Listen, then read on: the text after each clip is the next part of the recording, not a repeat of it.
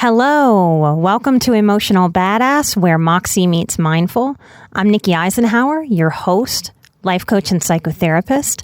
And on today's episode, I'm discussing gratitude as a heart-centered lifestyle.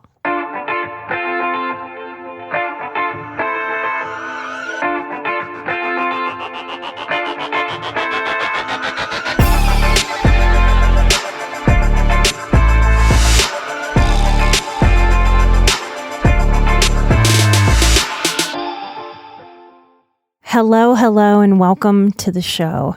It's Thanksgiving week when we're recording. This will release the Monday after Thanksgiving. And I want to talk about gratitude and lifestyle. We hear the term lifestyle changes a lot, don't we? Whether we're talking about stress or our relationship with food or sugar or alcohol. Maybe when we're talking about lifestyle change, maybe we're talking about our sleep hygiene. Maybe we're talking about getting in your steps, meditation. We all know that changes in lifestyle are useful and what a lot of us need.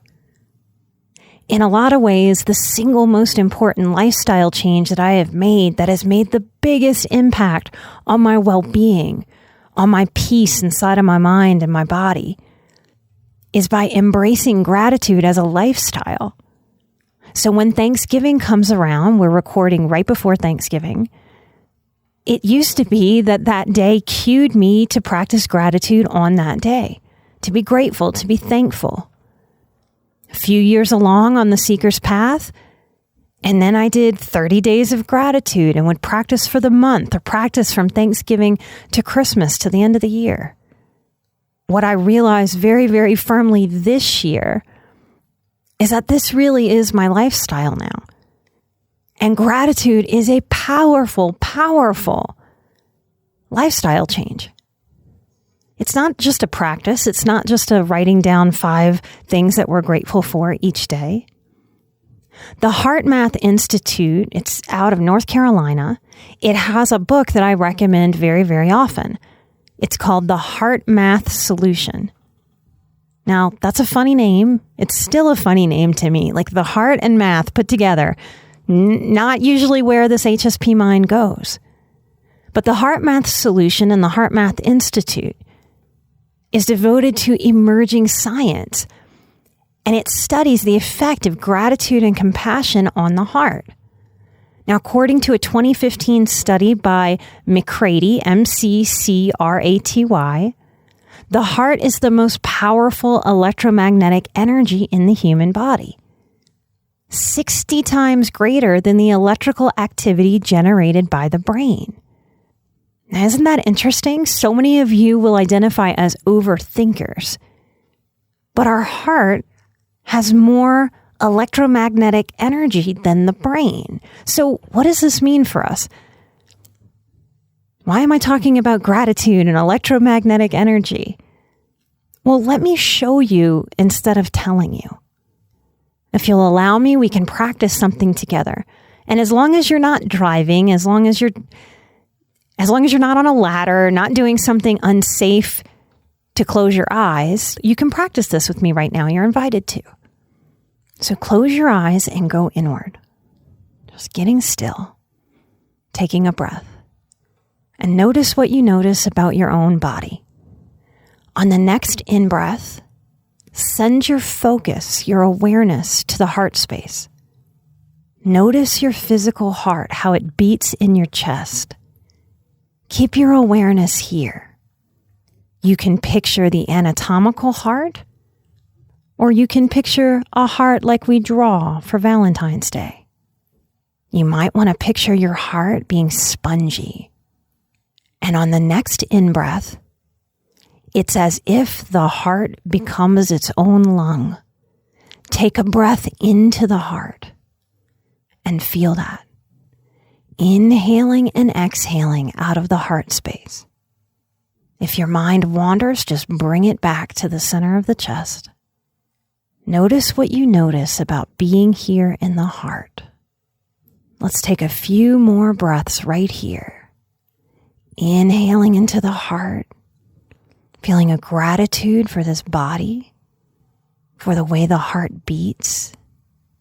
Notice what you notice about being here with the heart. Now on your next in-breath, move your awareness away from the heart to the head. Focus on the mind and notice what you notice. Breathe in and out.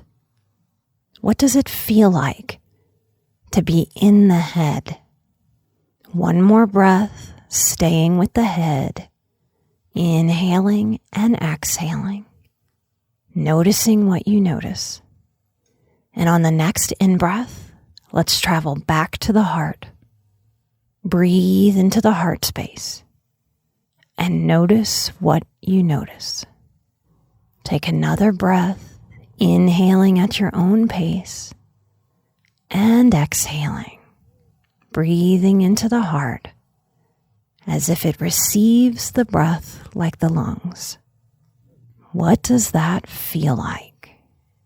Stay there for another moment, allowing yourself to be here.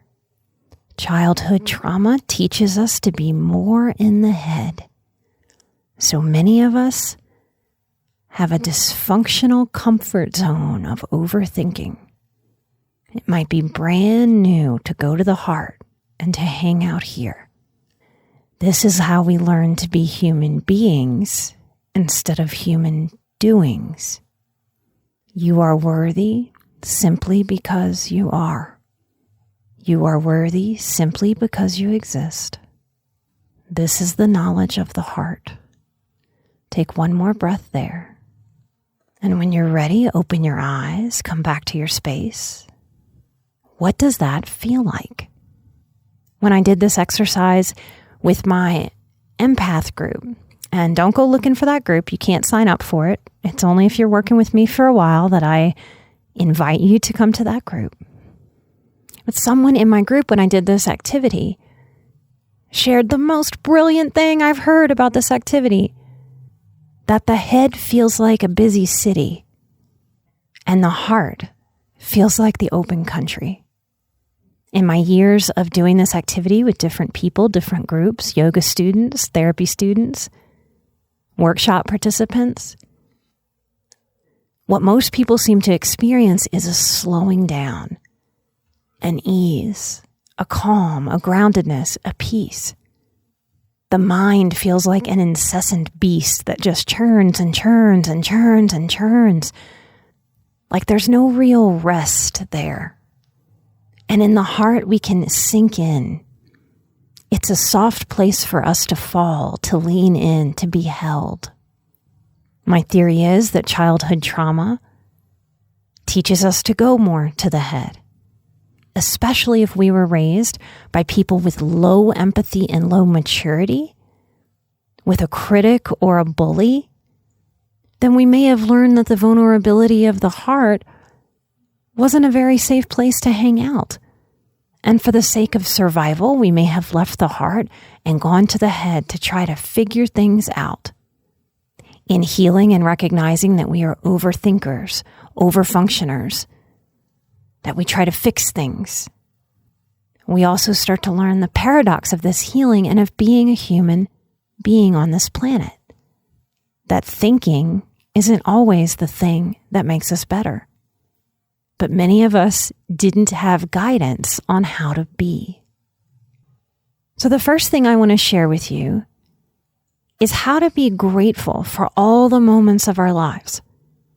Because no matter what we've experienced, we have gotten all the way to right here. And that is something that we can cultivate gratitude for, which takes care of our heart, which helps us resonate with the wisdom of the heart that brings peace and calm, self-love taken to a level of soul care. And to do this, I can help myself or my inner child know that gratitude does not diminish the wrongness of wrong things. That things can be very wrong. I might have even been betrayed by people.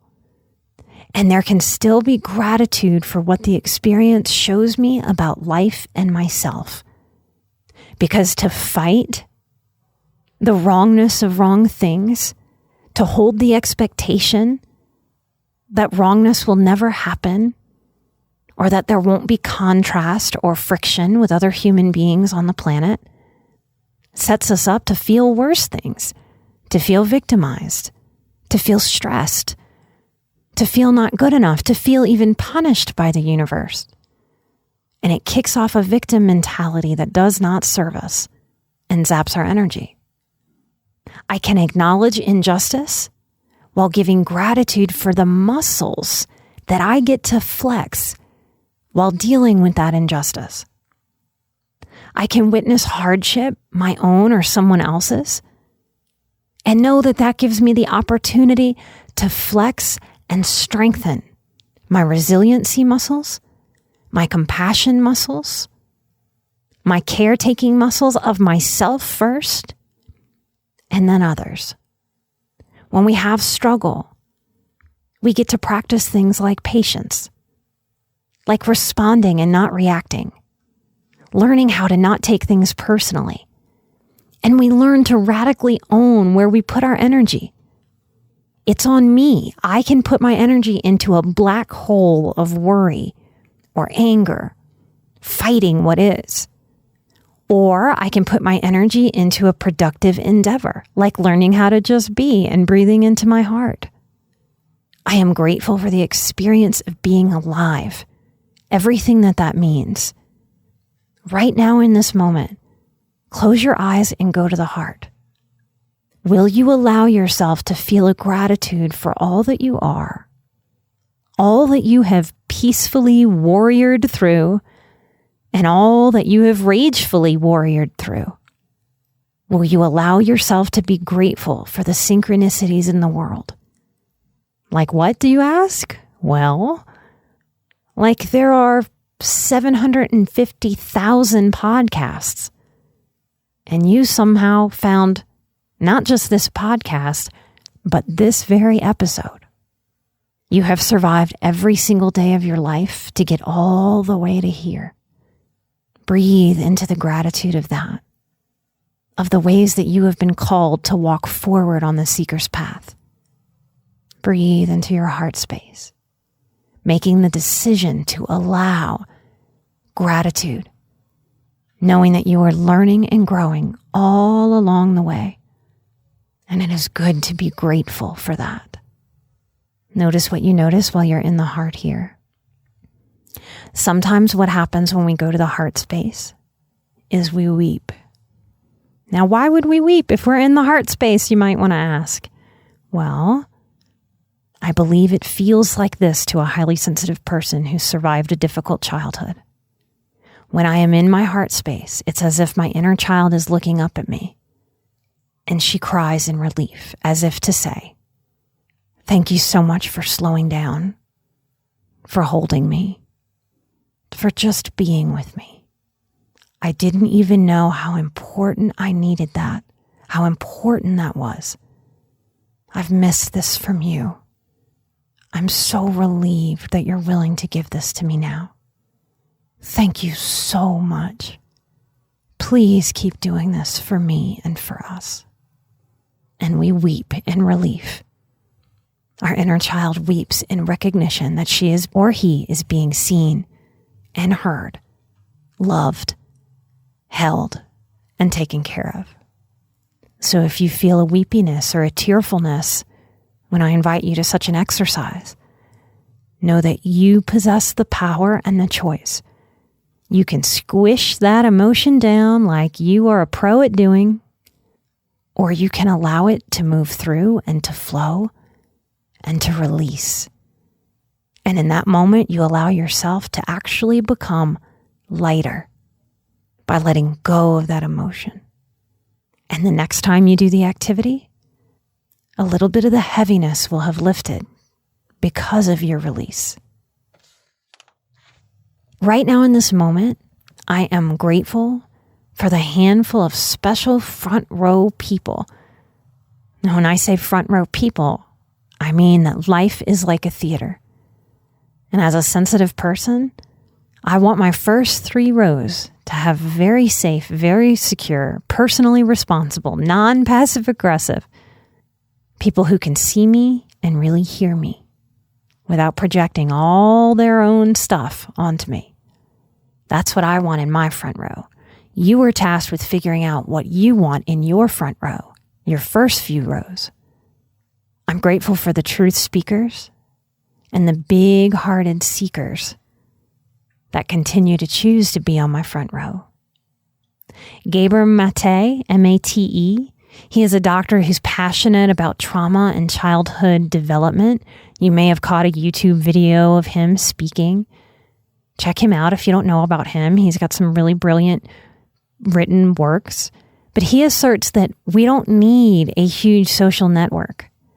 It's something that I call the sorority or the fraternity mentality that we should, or worse, we're entitled to have. Or maybe even worse, a fear-based victim mentality that if we don't have these dozens and dozens and dozens of people around us, that we are somehow fundamentally broken and it means something's wrong with us. Gabor Mate says we don't need so many people. We just really need a very small handful. So I'm grateful that I know this to be true, that I have invited a quality over quantity of people into my very dear inner circle. Now let's go back to the heart right now. Even if your first few rows are absolutely free and clear, if you have been changing and evolving, and maybe in the last few years, you've lost some people that you thought would be on those first few rows forever, take a moment to go to the heart here and to know that you yourself sit in your very first seat on your very front row. Allow your heart to resonate that you are your own best friend, that you are learning how to be a better friend to yourself moment to moment to moment to moment. If the critical voice tries to come in saying, oh, you're not a very good friend, and starts to get sarcastic, mean, nasty with you, push that critical voice away and breathe into the heart. Allowing, maybe even willfully, for your attention, your focus, your being to be centered on just your heart space. I am grateful to know that what I've wanted are safe people for my first few rows. I am grateful to know that I am looking for people with higher empathy and higher personal responsibility, maturity, to sit on those rows. And as I celebrate the people that are already there, if they're there, I can also know that I can add to these rows as I move through the world, as I live life, attracting more and more aligned people from my heart energy to theirs. Breathe into your heart space. In the heart space, we allow ourselves to feel supported and loved. And we allow this, no matter how imperfectly or awkwardly it might be at first. Breathing into the heart space grows trust with the self. Spending time in the heart allows you to get to know the true essence of who you are, instead of who society or your family or your exes might tell you to be. When you're ready to leave this part, just open your eyes, coming back to your space. Notice what you notice. Notice that we can feel better about our relationships or about our first few theater rows just by sitting and being with ourselves. That nothing has to change with our external experience to give ourselves peace, self-love that becomes true soul care. And you deserve that from you. But I can say that to you till I'm blue in the face. It's going to come down to you. How much will you allow yourself to go to the head where it feels chaotic and heavy, incessant and critical, never good enough? Will you allow yourself to spend more time in the heart, with yourself and with others? Because here's the true little trick about this piece of the work, y'all. Those of you who are scared of being too judgy, this is the work.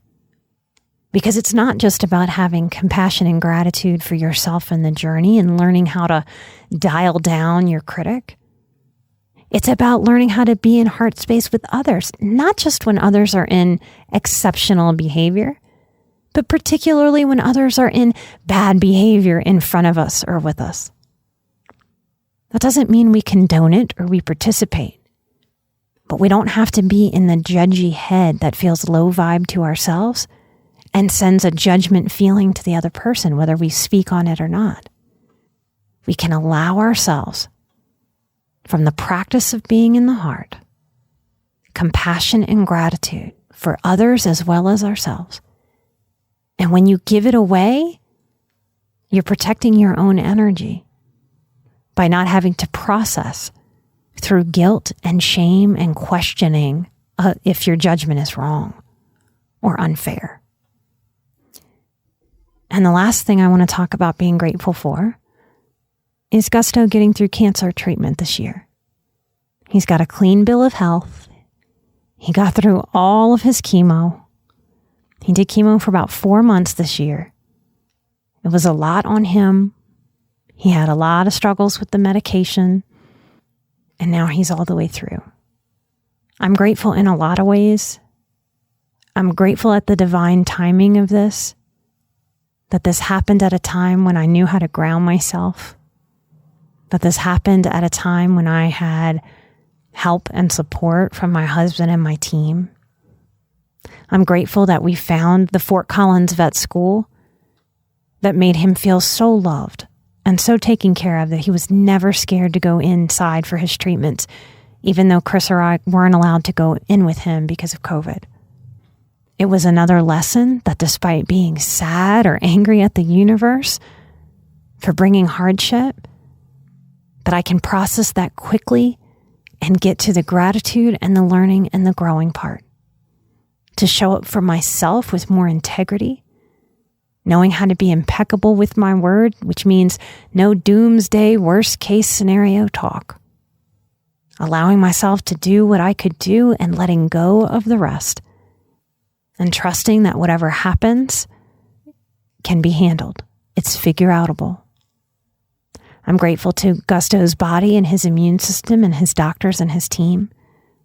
I'm tremendously grateful for Chris and the big, giant effort that he undertook to take Gusto to his treatments every single week for those months.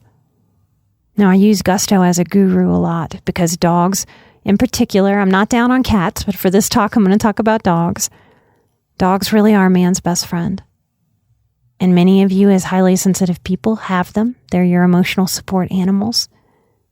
And what I want to offer is that we can be grateful for everything that our pets bring to us. Not just the successes, not just the health successes like I'm sharing with Gusto. You know, when dogs are studied, they really are man's best friend, which means more so than chimps, our closest relative in terms of DNA.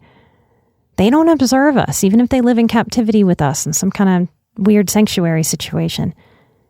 But dogs, they have been bred generation after generation after generation to be attuned to us, to pay attention to our signals, our moods, our feelings, our desires.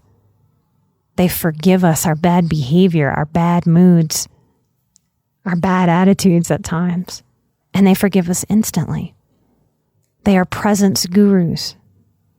They don't worry about tomorrow or yesterday. They are present.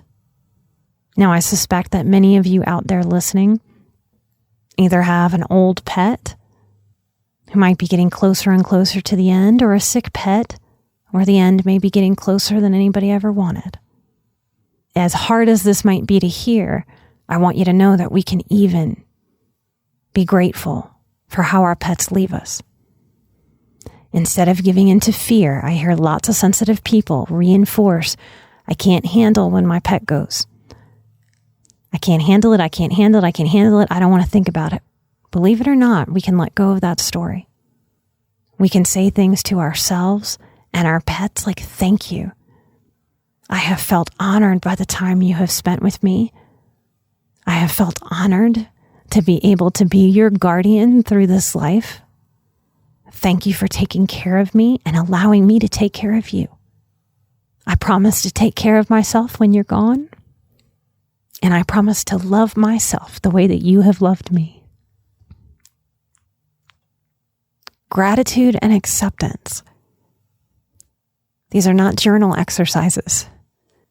These are transformative ways of being in the world. I want you to know that there's a world where you can learn how to process the things that used to terrify the hell out of you, that you have the most resistance to, that you think you can't get through.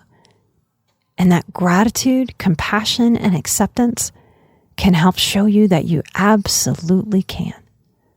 I even believe that our pets have a shorter lifespan than we do to bring us through different seasons, to show us that we can survive, opening our hearts again, loving, losing and grieving, and then loving again. In so many ways, our pets are our gurus. In so many ways, this life, all the things that happen to us, the good, the bad, the ugly, the difficult, the joyful, the light, the heavy, they're there to grow us. Our experiences are like mental and emotional gym equipment, and they just sprinkle all around us as our experiences and our life unfolds. This Thanksgiving, I am so grateful. Grateful that y'all continue to listen. Grateful that I have made it all the way to here, just like we started this episode. And all of you out there, you have made it all the way to here. I hope that this Thanksgiving, whether you're alone or together with people, that you allow yourself a moment of feeling tremendous gratitude for you. And who knows, maybe in a few years, like me, an entire gratitude lifestyle will have emerged. Speaking of gratitude, I want to give some Patreon shout outs.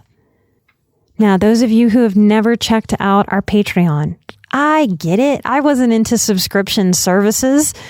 Seems like something you'll get locked into and then you can't get out of, right? Well, it's easy to sign on. It's easy to sign off. It's easy to sign up at one level and change your level as you go.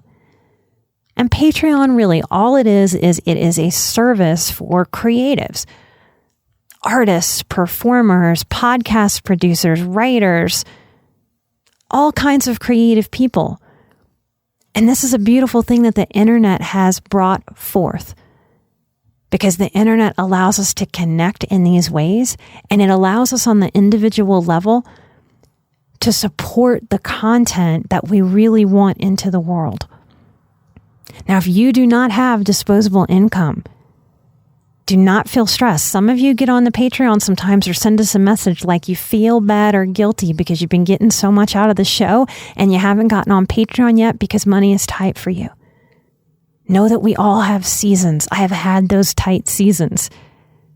The show is for you. Enjoy it, use it, luxuriate into it, and feel good about it. You get to help us not with dollars, but with sharing the show or being the change in the world. And that is plenty. Trust that there is abundance in the world and that others who have abundance can and will and do show up. And as you heal and as you grow, financial growth is a part of all of our growth. You will get there. You will get there. And at that time, there will be other things for you to support and to spread. That is the butterfly effect. Those of you who have disposable income and are interested in getting more that we have to offer, you can come join Patreon and see what we have to give you there. We've got exclusive episodes. I believe we're past 40 exclusive episodes that are not on the Patreon. It's also a space where I can be a little more laid back, a little more intimate. You also, if you join at the $10 level, you get to participate in our live stream Q&As. And we're going to have some different Patreon offerings in the future too. We have a lot coming up in 2022 that I'm really excited about. One of the things you get when you join on Patreon, in addition to all of the content we have for you at whatever level you subscribe to, we give you a shout out. And we don't just shout out your full name. We give you a chance to let us know how you want to get that shout out. Y'all are the backbone of the show. We can't do it without you. You are why we don't have annoying ass commercials in the show. So thank you so much for helping us honor the spirit of the show by being Patreon subscribers, which is the replacement for advertisement revenue. Thank you so, so much. I want to thank Rose, Amy. I want to thank Mama on a Mission. You go get it, girl. I want to thank Kirsten. Thank you so much. I think you were in the Boundaries course, Kirsten.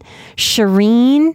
I want to thank Lauren S. from Louisiana. Yeah, I know you were in the course too. Want to know how your red beans were? We had a little red beans moment in the course.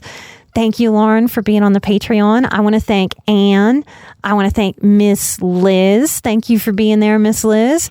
I want to thank Stephanie, Mary, Carol, Vivi, Lynn, Maris. Oh, there's so many of you. Thank you all so much. I want to thank Jessica, April, Joel, Cassie, Jim, Tammy, Bree, and Alicia. You guys, there was a moment when there was moment one of our show and moment one of the Patreon. Whatever you're out there trying to grow into, please allow yourself to be a beginner. We couldn't have imagined how far we've gotten in almost 4 years. We have grown tremendously. We are in almost every single country in the world. Y'all, we even have 4 downloads in freaking North Korea. I don't know how it's possible, but we do. Thank y'all so, so much for supporting us, supporting you, supporting this growth work all across the world. I've got a hand on my heart and a hand on my belly, taking a big, deep breath into my heart. I invite you to do that with me now together, everyone who's listening. I'm an emotional badass. You're an emotional badass. And together we are where Moxie meets mindful. I will see you right here next time with your big heart and mine. Bye-bye.